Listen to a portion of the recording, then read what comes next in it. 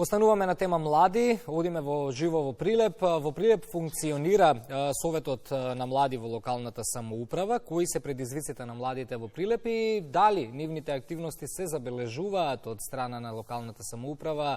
Ја прашуваме колешката Елизабета Митреска. Елизабета, добро утро.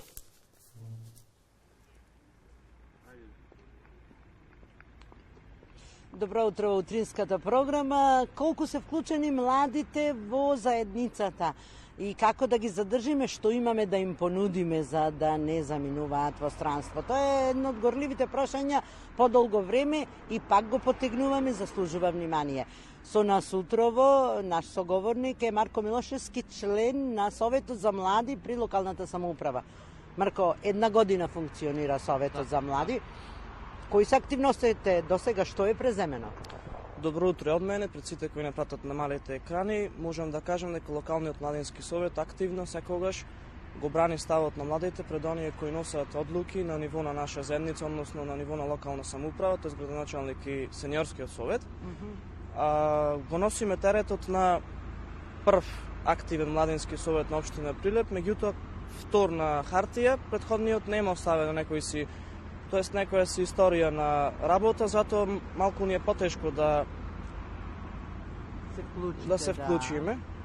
Во секој случај, што потегнавте до сега и каква соработка имате со сениорскиот совет?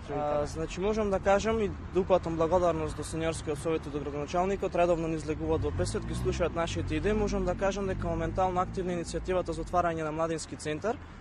Општината има предложено неколку локации, меѓутоа на нас е да одбериме која.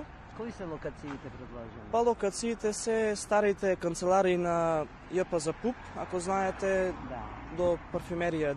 Не до парфюмерија, туку старите канцеларии на ВИК на Гентри, на некои од тие фабрики.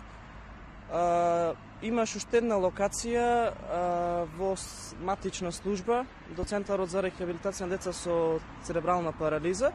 Меѓутоа најмногу во игра е ова точно кај старите канцеларии на ЈПЗ-ПУП. Што е тоа што недостасува, вака декларативно да наброиме, за да бидат младите вклучени во заедницата, да се слуша нивниот глас?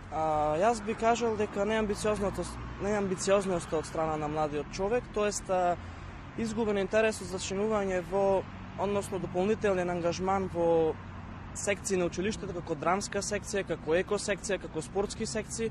Значи, апелираме младите да бидат повеќе вклучени во дополнителните активности, прво на ниво на училиште, а потоа на ниво на заедница, тоест волонтирање и членување во младински организации, членување во политички подмладовци, исто така би рекол, бидејќи никој како поединец не може да истакне своја идеја да поттикне промени во општеството. Значи, мора да биде слушнат, ама најпрво треба да биде групиран со истомисленици, би рекол јас.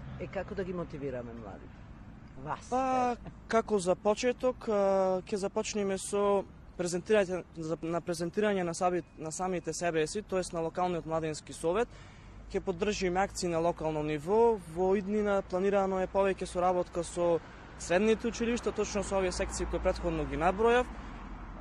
Состаноци со представници на економскиот факултет во Прилеп, со представници на политички подмладовци, со представници на младински организации. Мислам дека тоа ќе вроди со плод, дека ќе ги мотивираме младите. Имате ли соработка со советниците? Со сениорските, да, како што кажав, редовно ни излегуваат во пресред. Претседателката Штериовска присуствува на најголем дел од нашите состаноци, да не речам и на сите. Градоначалникот исто така, спремни се да не само да не слушат, туку и да доведат до решавање на нашите проблеми. Значи имаат слух, имаме одлична соработка. Па која е твојата порака до младите и па и до возрастните? Дечки, бидете активни, бидете информирани за се што се случува на ниво на заедница, на ниво на општина. Како што кажав, ништо нема да ви смени малку дополнителен ангажман вон училишни активности, значи членувајте во еко секции, во спортски секции, во драмски секции, учествувајте во политички помладовци, бидете гласни, изјаснете си ги ставовите за да можеме и ние да ве слушнеме па да пренесеме до повисоките структури. Ти си студент по медицина, кај се гледаш себе си? Па, најпрво се гледам како доктор, за специализација не сум сигурен, меѓутоа еве да речеме некоја клиничка гранка, меѓутоа да, ја гледам мојата иднина во мојата општина. Благодарам, Марко. Тоа е Марко Милошевски, член на Советот за млади при локалната самоуправа во Прилеп. и има доста работа и секако Марко го упати повикот, мотивот од младите, од гласот на младите, зависи што ќе им се случува во иднина. Студија.